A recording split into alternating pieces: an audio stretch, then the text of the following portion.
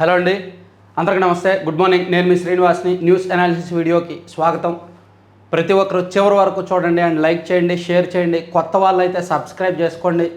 మీకు తెలుసు, మన గుండు సుది ఛానల్తో పాటు మనం మ్యాగజైన్ లాంచ్ చేసాం. ఇది చూడండి, లాస్ట్ మంత్ మ్యాగజైన్, ఇది ఈ మంత్ మ్యాగజైన్. సో మనం ఈ నెల నుంచి తెలంగాణ కంటెంట్ కూడా తీసుకొచ్చాం. చూడండి, తెలంగాణలో మాస్ లీడర్ ఎవరని తెలంగాణ కంటెంట్ కూడా మనం తీసుకొచ్చాం ఈ నెల నుంచి. సో దాదాపుగా మనకి 2 లక్షల మంది పాఠకులు ఉన్నారు గుండు సూది మ్యాగజైన్కి. కానీ ఇంకా ఎక్కువ మంది చదవాలి, ప్రతి ఒక్కరూ చదవాలి. 2 తెలుగు రాష్ట్రాల్లో రాజకీయ చైతన్యం తీసుకురావడం, రాజకీయాల్లో పరిపాలనలో పారదర్శకత అండ్ జవాబుదారీతనం తీసుకొచ్చే ఉద్దేశంతో నడుస్తున్న ఏకైక పొలిటికల్ మ్యాగజైన్ అండి ఇది. సో దీనిలో కంటెంట్ ఉంటుంది, క్లారిటీ ఉంటుంది, కంక్లూజన్ ఉంటుంది. సో మంచి వార్తలు ఇస్తాము, మంచి కథనాలు ఇస్తాము. ప్రతి ఒక్కరు కూడా చదవండి, చదివించండి మీ మిత్రులందరి చేత. పెద్ద కష్టమేమీ కాదండి.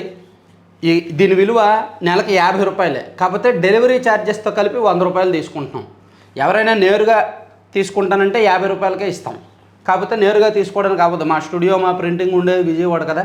సో అందుకని 9391335993 ఈ నెంబర్కి వాట్సాప్ చేయండి. మీకు దీని ప్రాసెస్ ఎలా ఏంటనేది చెప్తారు. సో ఈ నెల నుంచి మనం పేజీలు పెంచాము, అలాగే కంటెంట్ పెంచాము. తెలంగాణకు సంబంధించి ఎక్కువ అంశాలు ఇస్తున్నాము.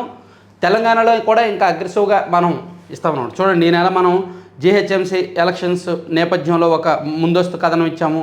అలాగే తెలంగాణలో మాస్ లీడర్ ఎవరని మన ప్రత్యేక సర్వే మన టీం పనిచేసింది. తెలంగాణలో మాస్ ఇమేజ్ ఉన్న నాయకుడు ఎవరు అని చెప్పి వీళ్ళ 6గురిలో వాళ్ళ గురించి ఇచ్చాము. అలాగే మెదక్ పార్లమెంట్ గ్రౌండ్ రిపోర్ట్ ఇచ్చాము. Next month Khammam parliament ground report ఇస్తాము. ఇలా అనేక కథనాలు ఉన్నాయి. మ్యాగజైన్ చదవండి, చదివించండి. ఇక ఈనాడులో చూసుకుంటే ప్రణాళిక ఉంటే ఉద్యోగాలు ఎన్నో అనే ఒక వార్తని రాశారండి. నిజమే, ప్లానింగ్ ఉంటే చాలా ఉద్యోగాలు వస్తాయి. నాకు చాలామంది మన సబ్స్క్రైబర్స్ మెసేజ్ పెడతారు, మా పిల్లలు డిగ్రీ చదివారు, మా పిల్లలు ఇంజనీరింగ్ చదివారు, ఉద్యోగాలు లేవు, ఏమైనా ఉద్యోగాలు ఇప్పించండి అని. చాలా సింపుల్ ఉద్యోగాలు సాధించడం. కాస్త ప్రణాళిక ఉండాలి, కాస్త కామన్ సెన్స్ ఉండాలి. సమయానికి తగ్గట్టు కొన్ని కోర్సులు నేర్చుకోవడము, నైపుణ్యం పెంచుకోవడము, ఇలా రకరకాలు చేయొచ్చు. అండ్ మీరు అనుకుంటారు కానీ స్టార్టప్లు పెట్టడం కూడా పెద్ద కష్టమేం కాదు. కొన్ని స్టార్టప్లకి అయితే ఇన్వెస్ట్మెంట్స్ భారీగా కావాలి. కొన్ని స్టార్టప్స్కి వితౌట్ ఎనీ ఇన్వెస్ట్మెంట్స్ మనం చేసేయచ్చు. బ్యాంకింగ్, ఎస్ఎస్పి, రైల్వే తదితర విభాగాల్లో ఏటా లక్షల్లో ఖాళీల భర్తీకి ప్రకటనలో ఒకే సన్నద్ధతో 2-3 కొలువులకు అవకాశం. ప్రభుత్వ విద్యా సంస్థల్లో అవగాహన కల్పిస్తున్న నైపుణ్యాభివృద్ధి శిక్షణ విభాగం. సో వీళ్ళు ఏంటంటే గవర్నమెంట్ జాబ్స్ బ్యాంకింగ్లోను, అలాగే రైల్వేలోను, ఎస్ఎస్సిలోను ఏ విధంగా మనం జాబ్స్ పొందొచ్చు అనేది తగిన ప్రణాళిక ఉంటే ఈజీగా ఉద్యోగాలు కొట్టచ్చు అనే విధంగా ఒక అవగాహన కథనాన్ని ఈనాడులో రాశారు. ఖచ్చితంగా అండి, గవర్నమెంట్ జాబ్సే కాదు, ప్రైవేట్లో కూడా మంచి మంచి కొలువులు ఉంటాయి. గవర్నమెంట్ జాబ్స్ అయితే మనం ఒక దగ్గర పరిమితం అయిపోవాలి. ప్రైవేట్ అయితే మనకు నచ్చిన చోటకి వెళ్ళిపోవచ్చు, జంప్ అయిపోవచ్చు, ప్యాకేజ్ ఎక్కువ తీసుకోవచ్చు. మన టాలెంట్ ఎక్కడైతే కరెక్ట్గా వినియోగించుకుంటున్నారో అక్కడికి వెళ్ళొచ్చు, మంచి అవకాశం. సో ఇలా ఏదైనా సరే ఉద్యోగం సాధించాలి అంటే ప్రణాళిక ఉండాలి, నైపుణ్యం ఉండాలి, దానికి తగిన వినియోగం ఉండాలన్నమాట. ఇట్లా అది ఈనాడులో రాశారు. తర్వాత దర్యాప్తు ముగిసిన దశాబ్దాల నిరీక్షణ, పరీక్షల నిర్వహణలో అక్రమార్కులకు శిక్షలు ఎన్నడో 158 కేసులను ఫాస్ట్ ట్రాక్ కోర్టులకు బదిలీ చేయించే యత్నంలో సిబిఐ. ఇటీవల కేంద్రం ఒక పబ్లిక్ పరీక్షల అక్రమాల నివారణ సవరణ చట్టం తీసుకొచ్చింది కదా. సో ఇది పాత కేసులను కూడా దీనిలోకి తోసేస్తే బాగుంటుంది అనే ఆలోచనలో సిబిఐ. ఎందుకంటే మన దేశంలో ఎన్నో సంవత్సరాల నుంచి సిబిఐ దర్యాప్తు చేస్తున్న పేపర్ లీక్ కేసులు 158 పెండింగ్ కేసులు ఉన్నాయి. సో అవి ఇప్పుడు కేంద్రం కొత్తగా ఏం చెప్పింది, పేపర్ లీక్ కేసులన్నీ కూడా 2 నెలల్లో దర్యాప్తు పూర్తి చేయాలి, ఫాస్ట్ ట్రాక్ కోర్టులు ఏర్పాటు చేస్తాము, 2 నెలల్లోనే శిక్ష విధించాలని చెప్పింది కదా. కాబట్టి గత 25 ఏళ్లుగా సిబిఐ దర్యాప్తు చేస్తున్న 158 కేసులను కూడా ఫాస్ట్ ట్రాక్ కోర్టులకు అప్పగించే యోచనలో సిబిఐ ఉందంట. అది చాలా ఇంపార్టెంట్ అంశం. విద్యార్థులు కఠోర శ్రమతో సన్నద్ధమయ్యే పోటీ పరీక్షల నిర్వహణలో చోటు చేసుకుంటున్న అక్రమాలకు బాధ్యతలైన వ్యక్తులను శిక్షించే ప్రక్రియలో అసాధారణ జాప్యం చోటు చేసుకుంటుంది. ఈ పరిస్థితి వ్యవస్థలపై విశ్వాసాన్ని సన్నగిల్లేలా చేస్తోంది, అక్రమార్కులు మరింత రెచ్చిపోయేందుకు కారణమవుతోంది. ప్రతిష్టాత్మక దర్యాప్తు సంస్థ సిబిఐ స్వయంగా పర్యవేక్షించిన కేసుల్లోనూ నేరగాళ్లకు ఇంతవరకు శిక్షలు పడకపోవడం శోచనీయం. దేశవ్యాప్తంగా ఇటువంటి 158 కేసులు పలు కోర్టుల్లో విచారణ కోసం నిరీక్షణలో ఉన్నాయి. వీటిలో కొన్ని 2 దశాబ్దాల క్రితం నమోదైనవి ఉన్నాయి. ఈ కేసులన్నింటినీ ఫాస్ట్ ట్రాక్ కోర్టులకు బదిలీ చేసేలా ఆయా హైకోర్టులను సంప్రదించాలని సిబిఐ నిర్ణయించింది. ఇది వ్యాలిడ్ పాయింట్. ఇక డొనాల్డ్ ట్రంప్ మరో ప్రకటన. నిన్నగాక మొన్న ఇరాన్ను ఈ రాత్రి నాశనం చేస్తాం అని చెప్పిన ఆయన ఈరోజు ఇరాన్పై దాడులు నిలిపివేత అన్నాడు.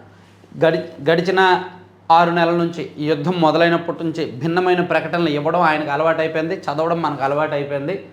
సో ఇరాన్పై దాడులు నిలిపివేత అంట. అమెరికా అధ్యక్షుడు ట్రంప్ ప్రకటన. యుద్ధం ముగింపుపై మిత్రపక్షాల మధ్య అవగాహన కుదిరినట్టు వెల్లడి. పశ్చిమాసియాలో శాంతి నెలకొనే దిశగా మళ్లీ ఆశలు చిగురిస్తున్నాయి. ఇరాన్పై దాడులు నిలిపివేస్తున్నట్టు అమెరికా అధ్యక్షుడు డొనాల్డ్ ట్రంప్ ప్రకటించారు. యుద్ధం ముగింపునకు సంబంధించి పశ్చిమాసియాలో మిత్రపక్షాలు ఒక అవగాహనకు వచ్చాయని, ఈ నేపథ్యంలో దాడులు ఆపాలని తమ బలగాలను ఆదేశించారని శనివారం ఆయన సామాజిక మాధ్యమాల ద్వారా ప్రకటించారు. మిత్ర దేశాల విజ్ఞప్తి మేరకు ప్రపంచ ప్రయోజనాలను దృష్టిలో పెట్టుకుని ఈ నిర్ణయం తీసుకున్నట్టు తెలిపారు. యుద్ధం శాశ్వత ముగింపు కోసం కుదరబోయే ఒప్పందంలో హర్మోజ్ జలసంధిని పూర్తిగా తెరవడం, ఇరాన్ అణు బెదిరింపులకు తెరపడడం వంటి అంశాలు భాగంగా ఉంటాయని పేర్కొన్నారు. ఒప్పందం ఖరారు కాకపోతే మళ్లీ దాడులకు దిగుతామని హెచ్చరించారు. ఏమో మొదటి నుంచే చెప్తున్నవి అవే కదా, హర్మోజ్ జలసంధి పూర్తిగా తెరవడం అండ్ ఇరాన్లో అణు కార్యక్రమాలు నిర్వహించకుండా ఉండడం. మొదటి నుంచి ఈ 2 డిమాండ్ల చుట్టూనే యుద్ధం నలుగుతోంది. వాళ్ళు ఒప్పుకోవట్లేదు, వీళ్ళు దాడులు చేయడం ఆపట్లేదు. ఇక గాజాపై ఇజ్రాయెల్ దాడుల్లో 17 మంది మృతి. గాజాలో ఇజ్రాయెల్ మారణహోమం కొనసాగుతోంది. గాజాలోని వేరువేరు ప్రాంతాల్లో ఇజ్రాయేలీ బలగాలు శనివారం రాత్రి జరిపిన దాడులు అదొకటి ప్రస్తావించారు. ఇక శరవేగంగా బీసీ రక్షణ చట్టం అంటండి. నాకెందుకో ఈనాడు పేపర్లో బీసీ రక్షణ చట్టం గురించి రాస్తున్నారు తప్ప ప్రభుత్వంలో కథలకు లేదేమో అనిపిస్తోంది. ఇదే ఈనాడులో సంవత్సరం కిందట రాశారు, బీసీ రక్షణ చట్టానికి ముసాయిదా రూపొందిస్తున్నారు జరుగుతోందని. మళ్ళీ ఈరోజు రాశారు. మధ్యలో ఎక్కడ ఏ మంత్రి కూడా బీసీ రక్షణ చట్టం గురించి పెద్దగా మాట్లాడింది లేదు. ఏ బీసీ మంత్రులు సవితా గారో లేకపోతే వీళ్ళెవరు మాట్లాడవచ్చు కదా, అచ్చెన్నాయుడు గారు, సవితా గారు, కొల్లు రవీంద్ర గారు, అనగాని సత్యప్రసాద్ గారు బీసీ మంత్రులు ఉన్నారు. వీళ్ళందరూ కూడా ఈ రక్షణ చట్టం గురించి ఎక్కడా మాట్లాడాలి, కానీ పేపర్లో మాత్రం వస్తున్నాయి. ఎన్నికల సమయంలో ఇచ్చిన హామీ మేరకు బీసీ రక్షణ చట్టం తీసుకొచ్చేందుకు కూటమి ప్రభుత్వం వేగంగా అడుగులు వేస్తోంది. ఇప్పటికే ముసాయిదా బిల్లుకు న్యాయశాఖ ఆమోదం లభించింది. రానున్న అసెంబ్లీ సమావేశాల్లో ప్రభుత్వం బిల్లును ప్రవేశపెట్టి తీర్మానించనుంది. దీనికి సంబంధించిన కసరత్తును ఇప్పటికే బీసీ సంక్షేమ శాఖ అధికారులు పూర్తి చేశారంట. మంచిదే, బీసీ రక్షణ చట్టం వస్తే మంచిదే, కాకపోతే దుర్వినియోగం అవ్వకూడదు. చూడండి ఇప్పుడు అట్రాసిటీ చట్టం ఏ విధంగా దుర్వినియోగం అవుతుంది. ఊరికి వాళ్ళని ఏం అనకపోయినా సరే వెళ్ళి అట్రాసిటీ కేసు పెట్టేస్తున్నారు. అలాగే రేపు పొద్దున బీసీలు కూడా అలా వ్యవహరించకుండా ఉంటే చాలు. బీసీ రక్షణ చట్టం రావడం ఎంత మంచిదో అది దుర్వినియోగం అవ్వకుండా ఉండడం అంత మంచిది. ఇప్పుడు మహిళలకు రక్షణగా కొన్ని చట్టాలు ఉన్నాయి, అవి దుర్వినియోగం అవుతున్నాయిగా.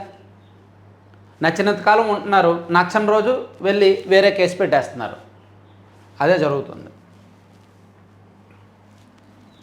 సో ఇటువంటి చట్టాలు తీసుకురావడం ముఖ్యమో, ఎంత ముఖ్యమో అవి దుర్వినియోగం అవ్వకుండా ఉండాలని మనం కోరుకోవడం తప్ప అంతకుమించి ఏమీ చేయలేం. సో ఎట్టకేలకు బీసీ రక్షణ చట్టం ఉండాల్సిందే. మన రాష్ట్రంలో 50% పైగా జనాభాకు ఒక రక్షణ చట్టం రూపకల్పన అనేది ఇంపార్టెంట్. ఇక ఇవి Virupakshi MLA, YCP MLA Virupakshi గారికి సంబంధించి నిన్న ఆయన అరెస్ట్ చేశారు. కోర్టు కూడా 14 రోజులు రిమాండ్ విధించింది.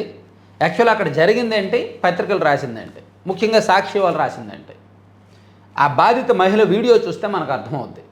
విరూపాక్షి గారు తన అనుచరులతో కలిపి తెలుగుదేశం పార్టీ నాయకుడు ఇంటికి వెళ్తే ఆయన భర్త అంటే నాయకుడు ఇంట్లో లేకపోయేసరికి ఆమె భార్య మీద దుస్తులు చించేసి చాలా అమర్యాదగా ప్రవర్తించారు. అది కేసు. వైకాపా ఎమ్మెల్యే విరూపాక్షి వీరంగం అనుచరులతో కలిసి దళితవాడిపై దండెత్తి దంపతులపై దాడి, తెదేపా కార్యకర్త భార్య దుస్తులు చించివేత, ఎమ్మెల్యే అరెస్టు, రిమాండ్ విధించిన కోర్టు కర్నూలు సబ్ జైలుకు తరలింపు. వైకాపా ఆలూరు ఎమ్మెల్యే విరూపాక్షి వీరంగం చేశారు. వ్యక్తిగత వివాదంలో తలదూర్చి ఆనక అన్ని హద్దులు తెంచుకొని తెదేపా కార్యకర్తల ఇళ్లపై దాడులకు తెగబడ్డారు. తన మూకలతో కలిసి వెళ్ళి మహిళపై అత్యంత అనుచితంగా ప్రవర్తించి దుస్తులు చించివేయగా అడ్డుకున్న ఆమె భర్తపైన దాడికి పాల్పడ్డారు. కర్నూలు జిల్లా చెప్పగిరిలో శనివారం రాత్రి దుశ్శాసన పర్వాన్ని తలపించిన ఈ దారుణంపై పోలీసులు తీవ్రంగా స్పందించారు. సో ఈ మహిళ వీడియో చూస్తే మనకు అర్థమవుతుందండి. ఆ మహిళ దుస్తులు చించేసిన వీడియో ఒకటి సోషల్ మీడియాలో వచ్చింది. దీన్ని ఆంధ్రజ్యోతిలో కూడా హైలైట్ చేశారు. ఇదిగోండి, దాడులు చేసి డ్రామా, టీడీపీ కార్యకర్త ఇంటిపై వైసీపీ ఎమ్మెల్యే విరూపాక్షి దాడి, 100 మందికి పైగా అనుచరులతో దండయాత్ర, ఇసుక వివాదానికి బీసీ రంగు పులిమే యత్నం, ఎమ్మెల్యే అరెస్టు, మరో 16 మందిపై కూడా చిప్పగిరి స్టేషన్ వద్ద వైసీపీ శ్రేణుల హడావిడి, 14 రోజులు జ్యుడిషియల్ రిమాండ్. ఏముంది, జగన్మోహన్ రెడ్డి గారికి మరో పని పడింది. ఇప్పుడు ఏం చేయాలంటే ఆ కర్నూలు ఆలూరుకి చుట్టుపక్కల ఉన్న ఒక 50-60 నియోజకవర్గాల్లో జనాల్ని పోగేసి జగన్మోహన్ రెడ్డి గారు ఒక 3-4 రోజుల్లో ఈరోజు సోమవారం కదా, మేబీ సోమవారం నుంచి ఆయన గురువారం వరకు తాడేపల్లిలో ఉంటారు కాబట్టి ఈ 4 రోజుల్లో ఎప్పుడో ఒకరోజు ఆలూరు వెళ్తారు, జైలుకు పరామర్శకు వెళ్తారు, కర్నూలు జైలుకు పరామర్శకు వెళ్తారు. వెళ్ళే క్రమంలో ఆ కర్నూలు ఎయిర్పోర్ట్ కర్నూలులో ఉంది, అక్కడ నుంచి అక్కడ వరకు ర్యాలీ పెడతారు, జనాలను భారీగా తీసుకొస్తారు. ఆ కేరింతలు ఉంటాయి, రప్ప ఫ్లెక్సీలు ఉంటాయి, అండ్ జై జగన్ సీఎం నినాదాలు ఉంటాయి.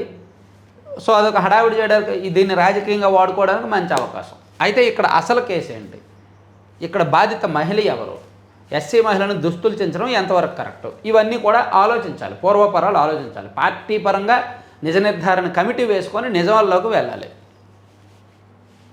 ప్రజా సమస్యలపై పోరాటాలతో కాక బల ప్రదర్శనలతో జనం నోళ్లలో నానేందుకు వైసీపీ నేతలు విశ్వ ప్రయత్నాలు చేస్తున్నారు. తాజాగా కర్నూలు జిల్లా ఆలూరు వైసీపీ ఎమ్మెల్యే విరూపాక్షి కూడా ఇదే పని చేశారు. ఇసుక అక్రమ తరలింపు వ్యవహారంలో 2 పార్టీలకు చెందిన 2 కార్యకర్తల మధ్య చెలరేగిన వివాదం ఆసరాగా తీసుకొని టీడీపీ శ్రేణులపై దండయాత్ర సాగించారు. ఈ ఘటనకు బీసీ ముద్ర వేసి రాష్ట్ర వివాదంగా మార్చాలని వైసీపీ కూడా ప్రయత్నించిందన్నమాట. ఇది సాక్షిలో అయితే జగన్మోహన్ రెడ్డి గారు నిన్న పెద్ద ట్వీట్ చేశారు విరూపాక్షి గారి అరెస్ట్ని ఖండిస్తూ. నారాసురపాలెంలో పరాకాష్ఠకు అరాచకం, ఆలూరు ఎమ్మెల్యే అరెస్టుపై వైఎస్ జగన్ తీవ్ర ఆగ్రహం. అర్ధరాత్రి భారీ పోలీసు బలగాలతో ఎమ్మెల్యే ఇంటిపై దాడి చేయాల్సిన అవసరం ఏమొచ్చింది, ఇంటి తలుపులు బద్దలు కొట్టి ఎమ్మెల్యేని అరెస్ట్ చేయడం దుర్మార్గం, బీసీ ఎమ్మెల్యే విరూపాక్షి ఏమన్నా ఉగ్రవాద, రాష్ట్రంలో అసలు రూల్ ఆఫ్ లా అనేది ఉందా, దాడి చేసిన వారికి రక్షణ, రాజకీయ కక్షలతో బాధితులపై కేసులు, ఎన్ని కేసులు పెట్టినా, ఎన్ని అరెస్టులు చేసినా, ఎన్ని తలుపులు బద్దలు కొట్టినా వెనక్కి తగ్గం, బాధితులకు అండగా నిలుస్తాం, అన్యాయాన్ని నిలదీస్తాం, అరాచక పాలనపై పోరాడతాం. డిఎస్సీ అక్రమాలపై సిబిఐ విచారణ ఏది, వాటికి బాధ్యత వహిస్తూ లోకేష్ రాజీనామా ఎప్పుడు, విద్యా దీవెన వసతిదీవెన బకాయిలు చెల్లించేది ఎప్పుడు, ఒక్క నిరుద్యోగం 3 ఏళ్ల ప్రతి బకాయి 1.8 లక్షలు ఇచ్చేది ఎప్పుడు, జడ్జెట్ ప్రశ్నలకు చంద్రబాబు వద్ద లోకేష్ వద్ద సమాధానాలు లేవు, ప్రజల దృష్టిని మళ్లించేందుకు ఈ అక్రమ కేసులు, అరెస్టులు. సో విరూపాక్షి గారిని అర్ధరాత్రి 2 గంటల సమయంలో పోలీసులు అరెస్ట్ చేశారనమాట. సో అందుకని దాన్ని ఖండిస్తూ జగన్మోహన్ రెడ్డి గారు ఈ విధంగా ట్వీట్ చేశారు. నానేనికి ఒకవైపే ఆయన ట్వీట్ చేశారు, నానేనికి రెండో వైపు కొన్ని ఘోరాలు ఉన్నాయి, వీలైతే ఆ మహిళతో మాట్లాడండి. సో ఇది ఈ అంశం. ఇక మత్తు వీడితే ఉజ్వల భవిత మీదే, యువతకు ప్రధాని మోదీ పిలుపు, మాదక ద్రవ్య రహిత భారత్ లక్ష్యంగా 100 వారాల ప్రచారం ప్రారంభం. ప్రతి ఆదివారం చర్చలు, క్రీడలు, యోగా చిత్రలేఖన పోటీలు. క్షణికమైన ఆనందాన్నిచ్చే మత్తు పదార్థాలు ఉజ్వల భవితను దెబ్బతీసి వ్యక్తిగత జీవితాన్ని గాఢాంధకారంలోకి నెట్టేస్తాయని ప్రధాని నరేంద్ర మోదీ హెచ్చరించారు. మాదక ద్రవ్య రహిత సమాజం కోసం యువత ప్రతినబూనాలని పిలుపునిచ్చారు. ఎటువంటి మత్తు పదార్థాలకైనా బానిసలు కాకుండా దూరంగా ఉండేలా మానసిక శారీరక దృఢత్వాన్ని కలిగి ఉండాలని ఆకాంక్షించారు. దేశవ్యాప్తంగా 100 వారాల పాటు నిర్వహించదలచిన నషాముక్త్ యువ ఫర్ వికసిత్ భారత్ సంకల్ప్ అభియాన్ను భారీగా హాజరైన యువత సమక్షంలో ఆదివారం ఆయన వర్చువల్గా ప్రారంభించారంట. మంచిది. తర్వాత అంతర్జాతీయ భాగస్వామ్యం మెండుగా అవకాశాలు, రొమాంటిక్ పరిచయాలతో మస్కా, సామాజిక మాధ్యమాల్లో యువతలకు ప్రేమ పేరుతో వల, ఖరీదైన బహుమతులు పంపుతున్నామంటూ ఉల్టా దోపిడీ. ఎన్టీఆర్ జిల్లాకు చెందిన ఓ మహిళకు ఇటీవల ఫేస్బుక్లో రాజ్ కుమార్ అనే వ్యక్తి నుంచి రిక్వెస్ట్ వచ్చింది. దాన్ని ఆమె యాక్సెప్ట్ చేశారు. పరిచయం పెరగడంతో తరచూ మాట్లాడుకునేవారు. ఆమె భర్త చనిపోయారని తెలుసుకొని ఆర్థికంగా ఆదుకుంటానని నమ్మించాడు. తాను పైలట్నని చెప్పాడు. బంగారు ఆభరణాలు, చీరలు, బ్యాగులు, డబ్బు పార్సిల్లో పంపిస్తానని ఆశపెట్టాడు. 2 రోజుల తర్వాత ఆమెకు కాల్ వచ్చింది. కస్టమ్స్ నుంచి అని అవతల వ్యక్తి పరిచయం చేసుకున్నాడు.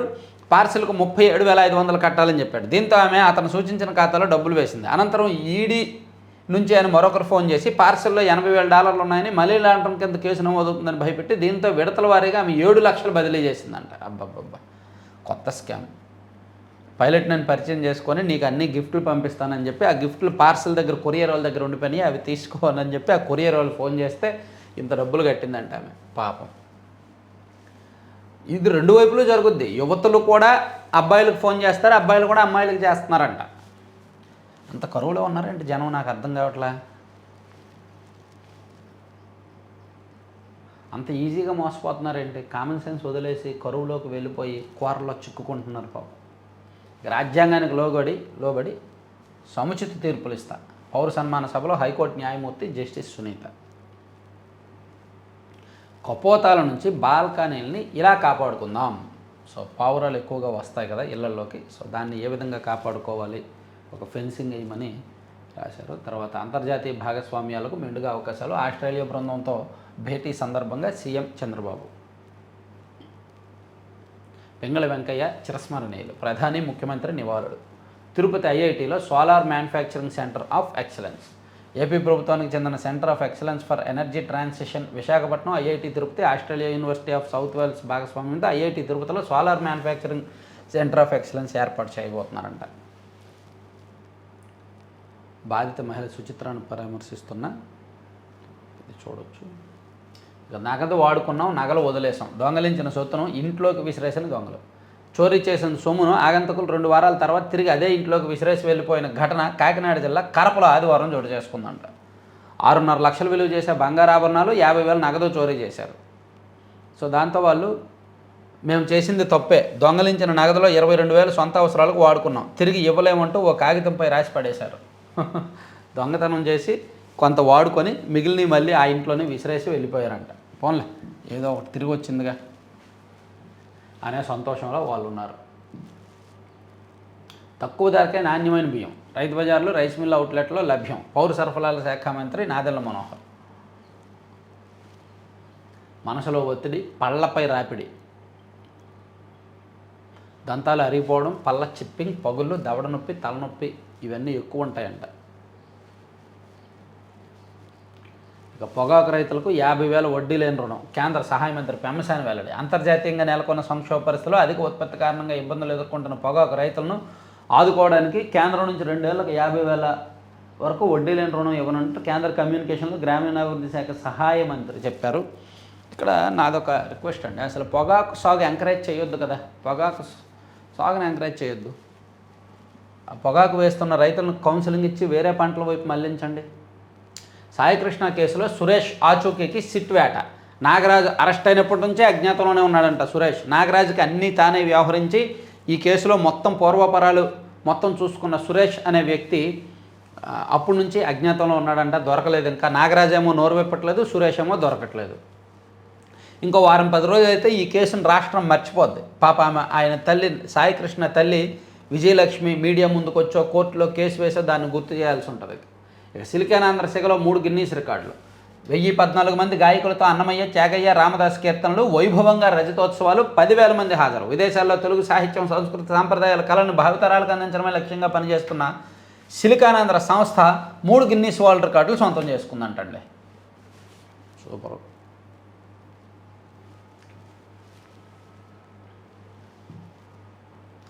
రై పిఎం ఈ డ్రైవ్. రాష్ట్రంలో మొదటి దశలో 131 ఈవీ ఛార్జింగ్ స్టేషన్లు, 444 లొకేషన్లతో కేంద్రానికి ప్రతిపాదన పంపిన నెట్ క్యాప్. మంచిదే. ఈవీ ఛార్జింగ్ స్టేషన్లు అంట ఏపీ సిపిడిసిఎల్ పరిధిలో 48, ఈపీడీసీఎల్ పరిధిలో 18, ఎస్పీడీసీఎల్ పరిధిలో 65 ఛార్జింగ్ స్టేషన్లు ఏర్పాటు చేయబోతున్నారంట. మంచిది. ఏదో ఒకటి ఛార్జింగ్ డబ్బులు తగ్గించండి. ఛార్జింగ్ పెట్టడానికి యూనిట్కి 25 రూపాయలు అవుతుంది తెలుసా బయట. ఒక యూనిట్కి 25 రూపాయలు అవుతుంది. ఒక కారు ఫుల్ ఛార్జింగ్ 75 యూనిట్లు బ్యాటరీ కెపాసిటీ ఉన్న కారు ఫుల్ ఛార్జింగ్ పెడితే దగ్గర 1,800 2,000 అవుతుంది. సో అంటే ఈవీ ఎందుకు వాడతారు, రేటు ఖర్చులు కొంచెం తగ్గుతాయనే కదా. మళ్ళీ దాని మీద సబ్సిడీ ఏంటది, జిఎస్టీ కూడా 25 రూపాయలు రేటు, దాని మీద జిఎస్టీ 18%. సో ఈవీకి వెళ్ళడానికి అదే పెద్ద అడ్డంకి అన్నమాట. ఇళ్లల్లో ఛార్జింగ్ పెట్టుకుంటే పర్లా, బయట ఛార్జింగ్ పెడితే మాత్రం చాలా డబ్బులు అవుతున్నాయి. ఇక హరీష్ రావు చదివించిన అమ్మాయికి నీటిలో ర్యాంకు, వైద్యురాలిని చేస్తానని మాజీ మంత్రి అభయం. బ్రహ్మపుత్ర నదిలో పడి జమ్మలమడుగు యువతి మృతి. ఐఐటి గౌహటిలో చదువుతున్న సాయి చేతనారెడ్డి. ఆసుపత్రి వ్యర్థాల నిర్వహణలో నిర్లిప్తత, పీసీబీ లైసెన్సులు లేకుండానే కార్యకలాపాలు, అతిక్రమణలపై చర్యల ఊసేలేని యంత్రాంగం. నేతనులకు వెనుదన్నుగా బోనమెత్తిన లష్కర్. అమ్మవారికి పట్టు వస్త్రాలు సమర్పించిన తెలంగాణ సీఎం రేవంత్ రెడ్డి. సరే, ఇవన్నీ ఈనాడులో అంశాలు. ఒక్కసారి ఈనాడులో నేషనల్ అంశాలు చూద్దామా. పర్యాటకం విషాదాంతం. పెరూలో విమానం కూలి 13 మంది మరణించారంటండి. పెరూలో ప్రసిద్ధ నాజ్కా లెన్స్ను వీక్షించేందుకు ఐరోపా పర్యాటకులతో వెళ్ళిన విమానం కూలి 13 మంది మరణించారు. ఒక బోటు ప్రాణాంతకం. బోట్లో మంటలు చెలరేగి 5 ఇండోనేషియాలో అంట. రెస్టారెంట్లో కాల్పులు, అమెరికాలో 3, మాస్కోలో ఉగ్రదాడి, నిందితులతో కలిపి 3, 17 ఏళ్లకే వ్యాపారం, 30 ఏళ్లకే స్వీమరణం. ఛాయ్ వాలాజ్ వ్యవస్థాపక విషాదాంతం. వైల్డ్ స్విమ్మింగ్తో బహుపరాక్, మురుగునీరు వ్యర్థాలతో ముప్పు, వ్యాధులు వచ్చే అవకాశం, లాభాలను నష్టాలను. ఇది వర్షాకాలం, ఎక్కడ చూసినా వాగులు వంకలు నదులు పొంగి పొరులుతుంటాయి, నదుల్లోనూ భారీగా నీరు పారుతుంటుంది. దీంతో చాలామంది ఔత్సాహికులు వాటిలో స్విమ్మింగ్ చేస్తూ ఉంటారు. దీన్నే వైల్డ్ స్విమ్మింగ్ అంటారు. ఈ స్విమ్మింగ్ సామాజిక మాధ్యమాల్లో హల్చల్ చేస్తోంది. సో దీనివల్ల ఇన్ఫెక్షన్లు పెరుగుతాయంట, జాగ్రత్తగా ఉండాలని చెప్పారు. ఇక అయోధ్య విరాళాల చోరీపై రెండో సిట్ మరింత లోతుగా దర్యాప్తు. సో ఇప్పుడు ఆల్రెడీ సిట్ దర్యాప్తు పూర్తయింది. 18 మంది నిందితులుగా చేర్చారు, 8 మంది నిందితులుగా చేర్చారు. ఇప్పుడు మరో సిట్ వేశారు మరింత లోతుగా దర్యాప్తు చేయడానికి. ఆలయ ట్రస్ట్ పరిపాలనాపరమైన పనితీరుకు సంబంధించి పలు అంశాలను తాజా సిట్ పరిశీలిస్తుందంట. అవివాహిత గర్భాన్ని దాచేందుకు సజీవంగా శిశువు పుచ్చివేత, గుట్టురట్టు కావడంతో తాత తండ్రి ఊరు వీడియో తీసిన కుమారుడు, భార్య హస్తం ఉన్నట్టు అనుమానిస్తున్న కుటుంబ సభ్యులు. మా అబ్బాయి ప్రధానమంత్రి అవుతాడు, దేవేంద్ర ఫడ్నవీస్ బాబాయ్ వ్యాఖ్య. మహారాష్ట్ర ముఖ్యమంత్రి దేవేంద్ర ఫడ్నవీస్ బాబాయ్ బాలాసాహెబ్ ఫడ్నవీస్ తాజాగా ఆసక్తికర వ్యాఖ్యలు చేశారు. తమ అబ్బాయి దేవేంద్ర ఏదో ఒకరోజు దేశానికి ప్రధానమంత్రి అవుతాడన్నారు. ఈ విషయంలో తనకు సంపూర్ణ విశ్వాసం ఉందని పేర్కొన్నారు. మౌలిక సదుపాయాల భారీ ప్రాజెక్టులు వాస్తవ అభివృద్ధికి ప్రతీకలు కావు, రిటైర్డ్ జస్టిస్ అభయ్ ఓక్ వ్యాఖ్య. సరే, ఇది ఈనాడు అంశాలు. ఈనాడు పక్కన పెట్టేస్తే సాక్షిలో అది చెప్పుకున్నాం. ఇది ఆరోగ్యశ్రీ కత్తెర అని ఒకటి వేశారండి. నిజానికి ఆరోగ్యశ్రీ తీసేసి హెల్త్ ఇన్సూరెన్స్ తీసుకురావాలి అని ప్రభుత్వం ఎప్పటి నుంచో ఉంది, కానీ ప్రభుత్వం ఎందుకో ఆ విషయంలో ముందుకు వెళ్ళట్లేదు. అత్యధికంగా వినియోగించే 5 ప్రొసీజర్లు ఎత్తేసే దిశగా చంద్రబాబు సర్కార్. నిజానికి ప్రభుత్వం ఈ విషయంలో గందరగోళంలో ఉంచేయడం కూడా కరెక్ట్ కాదు. ఆరోగ్యశ్రీ తీసేస్తారా ఉంచుతారా, ఒకవేళ ఉంచితే కనుక ఆ బిల్లులు ఎందుకు పెండింగ్లో పెడుతున్నారు, క్లియర్ చేశారు. లేదు ఆరోగ్యశ్రీ తీసేస్తాము, ప్రజలందరికీ హెల్త్ ఇన్సూరెన్స్ కొత్త సిస్టమ్ తీసుకొస్తామంటే అది కూడా తెచ్చేయాలి. ఏమీ లేకుండా అటు ఇటు మధ్యలో ఈ స్కీమ్ ఊగిసలాడుతుంది. దీంతో వాళ్ళకి హాస్పిటల్స్కి డబ్బులు ఇవ్వట్లేదు, వాళ్ళేమో ప్రొసీజర్లు చేయట్లేదు. పేదలు ఎవరైనా వెళ్తుంటే ప్రైవేట్కి రిఫర్ చేస్తున్నారు, వాళ్ళేమో డైరెక్ట్ చేయించుకోమంటున్నారు. ఆరోగ్యశ్రీ అవ్వదని చెప్పేస్తున్నారు. ఆరోగ్యశ్రీ అమల్లో ఎందుకో ప్రభుత్వం చాలా నిర్లక్ష్యంగా ఉంది అనిపిస్తోంది. సో సాధారణ సెజేరియన్ ప్రసవాలు 3 ఆప్థమాలజీ ప్రొసీజర్లు ప్రైవేట్లో కట్. ఈ దిశగా ఇప్పటికే ప్రభుత్వానికి ప్రతిపాదనలు పంపిన వైద్య శాఖ. తద్వారా లబ్ధిదారులపై ఏటా 500 కోట్ల భారం. పేదలకు కార్పొరేట్ వైద్యం దూరం చేసేలా కుతంత్రం. పేద మహిళలకు ప్రసవ వైద్యాన్ని దూరం చేయడం ద్వారా అదనపు భారం. ఇప్పటికే ఆరోగ్య ఆసరా ఎత్తేసి 2 ఏళ్లలో బాలింతలకు 300 కోట్ల నష్టం చేసిన బాబు సర్కార్ అంట. ఇది ఎక్కువ అవసరం కదా. సాధారణ సెజేరియన్ ప్రసవాలు, 3 ఆప్థమాలజీ ప్రొసీజర్లు, ఇవన్నీ ఎక్కువ మందికి, ప్రతి మహిళకు వాళ్ళ జీవితకాలంలో అవసరమే ప్రసవాలు అనేవి. దానికి ఆరోగ్యశ్రీ వర్తించదు అని చెప్పడం మాత్రం తప్పు, ప్రభుత్వం చేస్తున్న తప్పే. దాన్ని తీసేయడం ఏంటి అంటే ఎక్కువ మందికి అవసరమైనవి తీసేస్తున్నారు ఆరోగ్యశ్రీ నుంచి. దీనివలన ఒక రకంగా పేదలకు ప్రభుత్వం ద్రోహం చేస్తున్నట్టే. ఇది సాక్షిలో రాశారు. ఆల్రెడీ ఫీజు రియంబర్స్మెంట్ విషయంలో ప్రభుత్వం మీద వ్యతిరేకత ఉంది. ఈ ప్రభుత్వం మీద ఆరోగ్యశ్రీ విషయంలో కూడా వ్యతిరేకత వస్తుంది. టాటా బై రాష్ట్రం నుంచి తరలిపోయిన మరో భారీ ప్రాజెక్ట్ అంటండి. ఒడిశాకు 6,675 కోట్ల విలువైన టాటా పవర్ ఇంగాట్ వేఫర్ తయారీ కేంద్రం. భూములు ఇచ్చినా, రాయితీలు కుమరించినా వద్దనుకున్న కంపెనీ. నిజమా? ఏదో ఉంటుంది దీనిలో మెలిక, నాకు తెలియదు, కానీ కనుక్కున్నాం. ఈరోజు కనుక్కొని వీడియో చేస్తా. ఏపీ కన్నా తక్కువ రాయితీలు ఇచ్చినా ఒడిశానే బెటర్ అనుకుంది. ఒడిశాలో విద్యుత్ చౌక, మౌలిక వస్తువులు బాగున్నాయి. ఏపీ కంటే ఒడిశానే బాగుంది. టాటా పవర్ సీఈఓ పర్వీర్ సిన్హా వ్యాఖ్య. జీవోలు కూడా ఇచ్చిన తర్వాత రాష్ట్రం నుంచి వెళ్ళిపోయిన 6వ కంపెనీ టాటా. ఇప్పటికే Hindustan Coca Cola, Azad mobility, Jupiter, Jinfra, iSpace good bye. రాష్ట్రం నుంచి వెళ్ళిపోయిన పెట్టుబడుల విలువ 12,890 కోట్లు. ఓకే, 2 ఏళ్లలో వాస్తవంగా రాష్ట్రంలోకి వచ్చిన పెట్టుబడుల విలువ 6,962 కోట్లేనని వీళ్ళు రాస్తున్నారు. కానీ యాక్చువల్లీ ఈటీ ఎకనమిక్ టైమ్స్ వాళ్ళు, నేషనల్ మీడియా వాళ్ళు మొన్న ఒక వార్త ప్రచురించారు. దాని ప్రకారం 8,95,000 కోట్లు ఇన్వెస్ట్మెంట్స్ మన రాష్ట్రానికి వచ్చినట్టుగా వాళ్ళు రాశారు.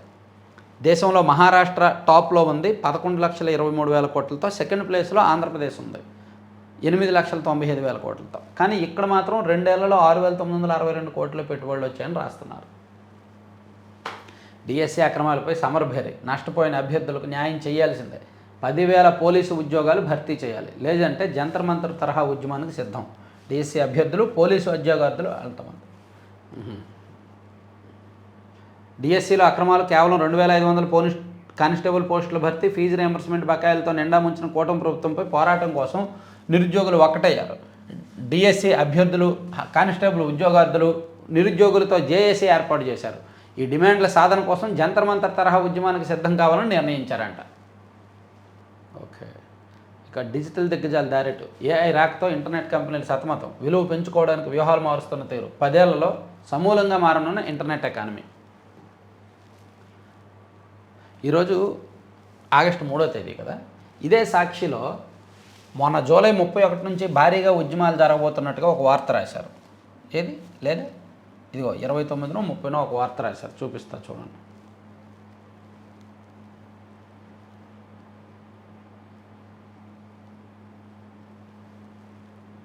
ముప్పై 31 నుంచి విద్యార్థులు భారీగా ఆందోళనలు చేయబోతున్నారు అని ఊరికనే వాళ్ళు ఉసుగొల్పడానికి అంతే. ఇదిగో ఈ నెల 31 నుంచి ఉద్యమ కార్యాచరణకు పిలుపు అని ఇచ్చారు. ఈరోజు 3వ తేదీ. ఏం లేదు అంటే సాక్షిలో రెచ్చగొట్టే వార్తలు తప్ప నిజంగా సీరియస్నెస్ ఏమీ లేదు. జూలై 31 నుంచి ఉద్యమ కార్యాచరణకు పిలుపు, జంజీ తరహా వార్ అని చెప్పి మొన్న జూలై 30న ఒక వార్త రాశారు. మళ్ళీ ఈరోజు సాక్షిలో ఇంకొకటి రాశారు. అంటే వాళ్ళని రెచ్చగొడుతున్నారు నిరుద్యోగులను. వీళ్ళే బ్యాక్ ఎండ్ వైసీపీ వాళ్ళు అండ్ సాక్షి పత్రిక వాళ్ళు, వైసీపీ మీడియా వాళ్ళు తెర వెనుక ఉండి రెచ్చగొడుతున్నారు, ప్రభుత్వం మీదకు ఊసిగొలుపుతున్నారు. ఈ విషయంలో ప్రభుత్వం కాస్త అప్రమత్తంగా ఉండాలి. ఇక ఆంధ్రజ్యోతిలో ఇరాన్పై దాడులు ఆపేస్తున్న తర్వాత కండపుష్టికి స్టెరాయిడ్స్ వాడితే 30. నిజమేగా, జిమ్ములకు వెళ్ళి కండలు ఎక్కువ షార్ట్ కట్లో వచ్చేయాలి అని చెప్పి సహజమైన ప్రోటీన్ తీసుకుంటే తప్పులేదు, కానీ స్టెరాయిడ్స్ వాడితే ఖచ్చితంగా సైడ్ ఎఫెక్ట్స్ బీభత్సంగా ఉంటాయి. షార్ట్ కట్లో కండలు పెంచేయాలి, దేహదారుఢ్యం రావాలి అని చెప్పి కొంతమంది వాడతారు. సో దానివల్ల లాభాల కంటే నష్టాలే ఎక్కువ ఉంటాయని ఆంధ్రజ్యోతిలో మంచి వార్త రాశారు. కొన్ని జిమ్ముల్లో స్టెరాయిడ్స్ సప్లై చేస్తారు. వైద్య ఆరోగ్య శాఖ అధికారులు అండ్ నిషేధిత మాదక ద్రవ్యాల కంట్రోలింగ్ వ్యవస్థ దీని మీద దృష్టి పెట్టాలి. చాలా జిమ్ముల్లో ఈ స్టెరాయిడ్స్ సప్లై చేస్తారు, జిమ్ కోచ్లే, ట్రైనర్లే ఇస్తారు. మరో ఆసక్తికరమైన విషయం ఏంటంటే, వీలైతే ఈ వీడియోని విజయవాడ దగ్గరలో వాళ్ళు బాగా వైరల్ చేయండి. విజయవాడలో నాకు ఇన్ఫర్మేషన్ వచ్చింది, మన సబ్స్క్రైబర్సే చెప్పారు. కానూరులో అంట, ఈ పెనమలూరు వెళ్ళే దారిలో కానూరు ఉంటుంది కదా, అక్కడ ఒక జిమ్ ఉంటుంది. ఆ జిమ్ ట్రైనర్స్ ఒక అపార్ట్మెంట్లో నిషేధిత మాదక ద్రవ్యాలు ఇస్తారంట ఆ జిమ్లోకి వెళ్ళిన వాళ్ళకి. స్టెరాయిడ్స్ ఇవ్వడం ఒక ఎత్తు అయితే, నిషేధిత మాదక ద్రవ్యాలు సప్లై చేస్తారంట వాళ్ళు. ఆ జిమ్ ట్రైనర్సే ఒక అపార్ట్మెంట్లో, కానూరులో ఒక అపార్ట్మెంట్లో వారంలో 3 రోజులు, రోజు సాయంత్రం 6 గంటల నుంచి 8 గంటల వరకు పెద్ద పెద్ద కారుల్లో వచ్చి వాటిని తీసుకుంటారంట.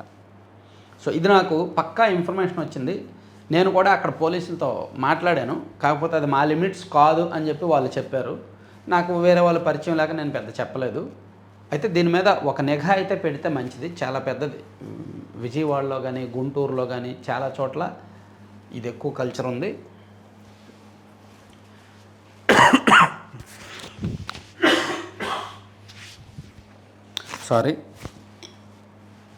కండలు పెంచుకోవడానికి జిమ్లను ఆశ్రయిస్తున్న యువకుల్లో కొందరు స్టెరాయిడ్స్ను వినియోగిస్తున్నారు. కొన్ని జిమ్ముల్లో వీటి వినియోగం గురించి ఇటీవల బయటపడింది. కొన్ని రకాల అనాబోలిక్ ఆండ్రోజెనిక్ స్టెరాయిడ్లు అండ్ మెఫెంటర్మైన్ సల్ఫేట్ ఇంజెక్షన్లు కూడా వాడుతున్నట్టు వెల్లడైందంట.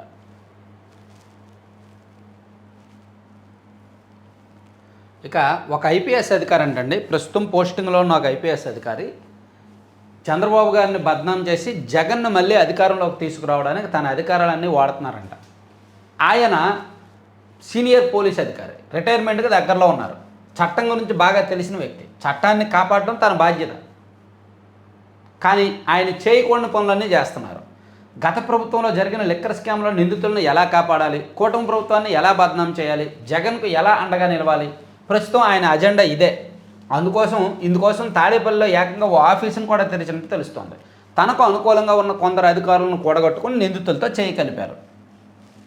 లిక్కర్ నిందితులతో అధికారి చట్టపట్టాలు, కేసుల నుంచి నిందితులను కాపాడడం, ఆఫీసులు, పోలీస్ శాఖ నుంచి డేటా సేకరణ, సర్కారుపై సోషల్ మీడియాను ఉసుగొల్పడం, ముఖ్యంగా చంద్రబాబు లోకేష్ టార్గెట్ ఇదే అజెండాతో కలిసి పనిచేసేలా ప్రణాళిక. ఏకంగా తాడేపల్లిలో ఆఫీస్ తెరిచిన అధికారి శనివారం హైదరాబాద్లో ప్రముఖ ఆసుపత్రిలో భేటీ, నిందితులతో పాటు కొందరు అధికారులు హాజరు. ఆంధ్రజ్యోతిలో ఇటువంటి వార్తలు రాయడం కొత్తేమీ కాదు. గతంలో కూడా ఒక 6 నెలల కిందట రాశారు, కొంతమంది ఐఏఎస్ అధికారులు, ఐపీఎస్ అధికారులు ప్రభుత్వానికి వ్యతిరేకంగా కలుస్తున్నారు అని. అప్పుడు ప్రభుత్వం అప్రమత్తమైంది, ఇంటెలిజెన్స్ని అప్రమత్తం చేసింది, కొంతమందికి పక్కకు నెట్టేశారు. ఈ విషయంలో కూడా ప్రభుత్వం అప్రమత్తంగా ఉండాలి. ఎందుకు ప్రభుత్వం ఇంటెలిజెన్స్ ఫెయిల్ అవుతుందేమో, ఇంటెలిజెన్స్ సీరియస్గా ఉండాలి. ఆంధ్రజ్యోతిలో అంతర్గత వ్యవస్థ పనిచేస్తున్నంతగా ప్రభుత్వంలో ఎందుకు పనిచేయట్లేదు? ప్రభుత్వానికి తెలియదా? ఒక ఐపీఎస్ అధికారి సెపరేట్గా ఆఫీస్ తెరిచి, ఒక ఐపీఎస్ అధికారి సెపరేట్గా ఒక వ్యవస్థ క్రియేట్ చేసి, ఒక ఐపీఎస్ అధికారి ప్రభుత్వానికి వ్యతిరేకంగా పావులు కదుపుతుంటే ఇంటెలిజెన్స్కి తెలియదా? ఇంటెలిజెన్స్ నిద్రపోతుందా?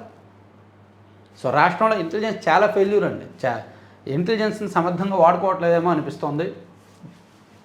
అలాగే ఆధార్తో అనధికారికంగా ఆస్తులు హాంఫట్, కొత్త దందాకు తెరలేపిన అక్రమార్కులు. ఆధార్ తమది, వివరాలు ఆస్తి యజమానివి.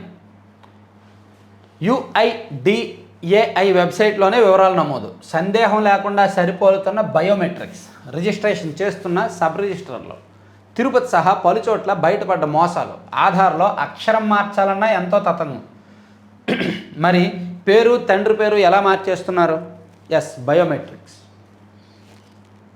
ఎలా అంటే ఆధార్ అప్డేట్ సెంటర్లు ఉంటాయి కదా, నేను గిద్దలూరు, ఎర్రగొండపాలెం ఆ ప్రాంతంలో గతంలో చూశాను. ఆధార్ అప్డేట్ సెంటర్లో ఎవరైనా నేను ఒకసారి వెళ్ళి అప్డేట్ చేసుకున్నాను అనుకో, నా బయోమెట్రిక్స్ వాళ్ళ దగ్గరికి వెళ్తాయి కదా, నా ఫింగర్ ప్రింట్స్తో వాళ్ళు డమ్మీ ఫింగర్ ప్రింట్స్ తయారు చేస్తారు, నకిలీవి.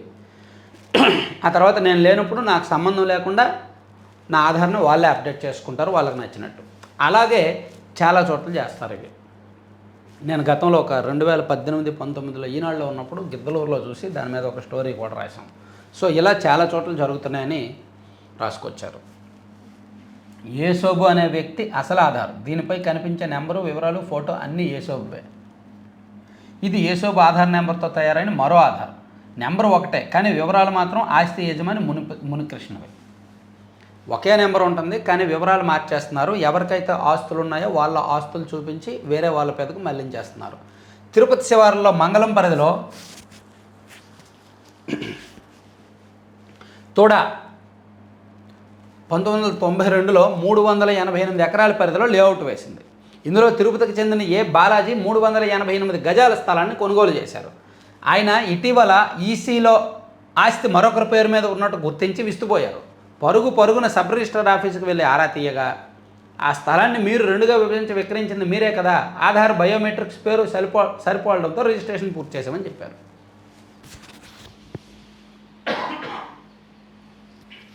ఆయనకు సంబంధం లేదు, ఆయన ప్రమేయం లేదు, కానీ ఆయన పేరు జరిగిపోయినాయి. ఎలా జరిగాయంటే ఆయన ఆధార్ నకిలీది క్రియేట్ చేశారు. ఈ స్కామ్ని ఆంధ్రజ్యోతిలో బాగా హైలైట్ చేశారు.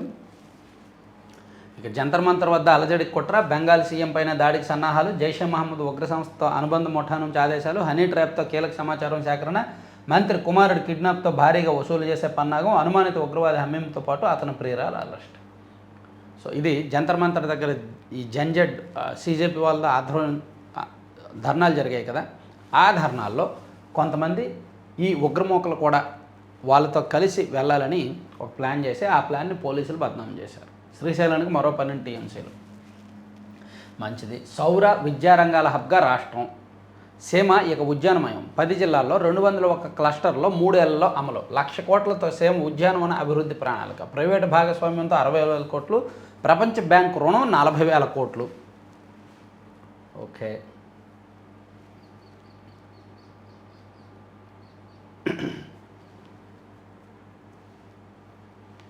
సో ఇవండి పత్రికల్లో వచ్చిన వార్తలు. చివరి వరకు చూసిన ప్రతి ఒక్కరికి ధన్యవాదాలు. నేను చెప్తున్నాను కదా, గుండు సుధీర్ మ్యాగజైన్ మ్యాక్సిమం ఎక్కువ మంది బుక్ చేసుకోండి. ఒక 1 year సబ్స్క్రిప్షన్ తీసుకోండి. మీకు ₹1 కూడా వృధా కాదు. మంచి కంటెంట్ ఇస్తాం. తెలంగాణ రిలేటెడ్ కూడా కంటెంట్ ఇప్పుడు ఈ నెల నుంచి ఇస్తున్నాము. ఒక 35 నుంచి 40 పేజీలు ఉంటుంది పుస్తకం. సో ప్రతిదీ మీకు బోర్ కొట్టని కథనం ఉంటుంది. అండ్ ప్రతి కథనానికి కూడా గుండు సూది ముగింపు, అంటే సరైన కంక్లూజన్ ఉంటుంది అనమాట. సో ప్రతి ఒక్కరు సబ్స్క్రైబ్ చేసుకోండి. Thank you very much.